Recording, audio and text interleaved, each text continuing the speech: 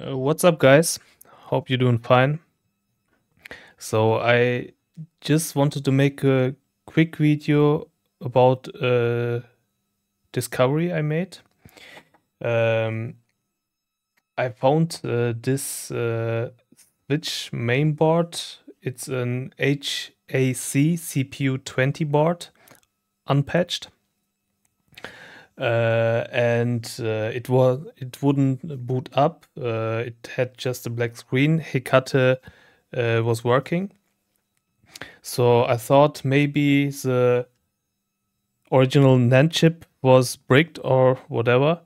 So I dumped the prod info, CPU keys, etc., recreated a NAND and flashed onto it.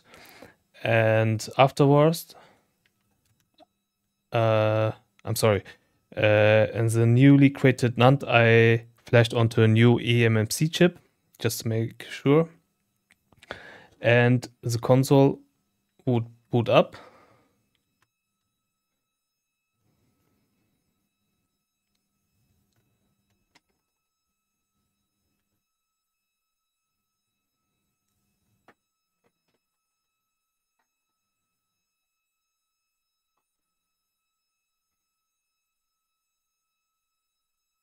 As you can see, it took a little longer on the Nintendo logo, as you may noticed.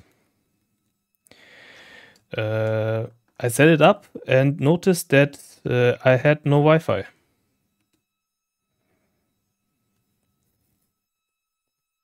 As you can see. And I thought, okay, maybe it's a Wi-Fi IC, I need to replace it. And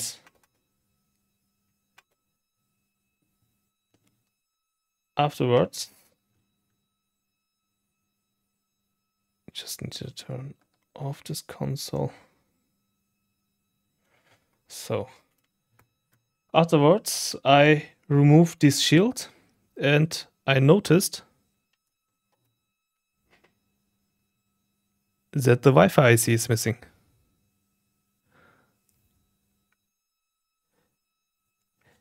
Apparently, this switch mainboard had a Wi-Fi issue.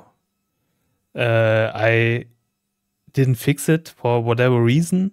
And in the meantime, the NAND degraded. And yeah, so it's interesting because normally the Nintendo Switch won't boot when the Wi-Fi IC is damaged or missing. So what this means is it's apparently possible that a Switch can boot with a missing Wi-Fi IC. And I don't know the reason why it does, but I think maybe it has to do of the newly created NAND. It could be that when the Wi-Fi IC is failing, it writes data to the NAND, and this prevents the console from booting. And it's not that just the IC is broken and that's the reason why the console doesn't boot, but it writes data on the NAND and this prevents the console from booting.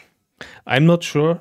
I don't think I will make further research into this because it's really time consuming to create a NAND and flash it and so on. And unfortunately, I don't have the spare time right now. Yeah,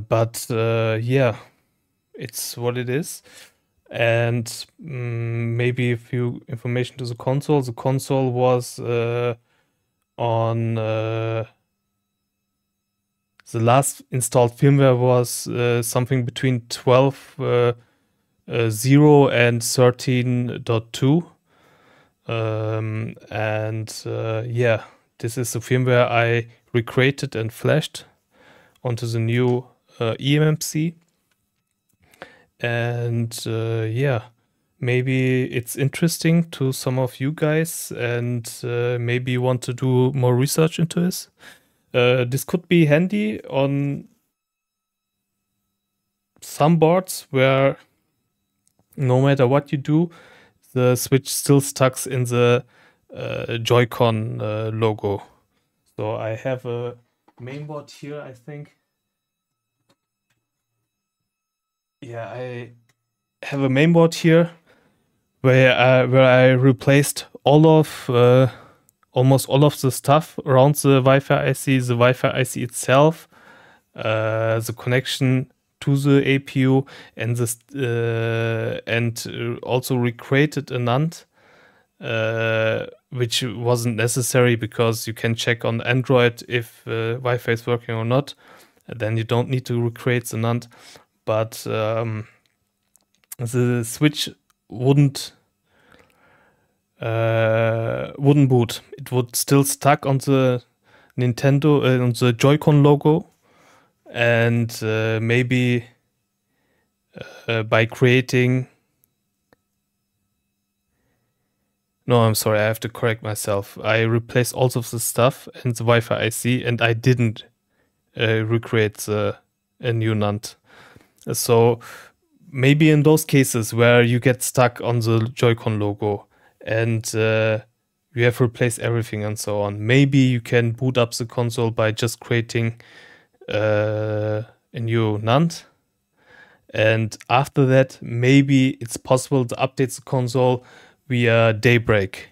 So if you would need to have a unpatched console, or if it's patched,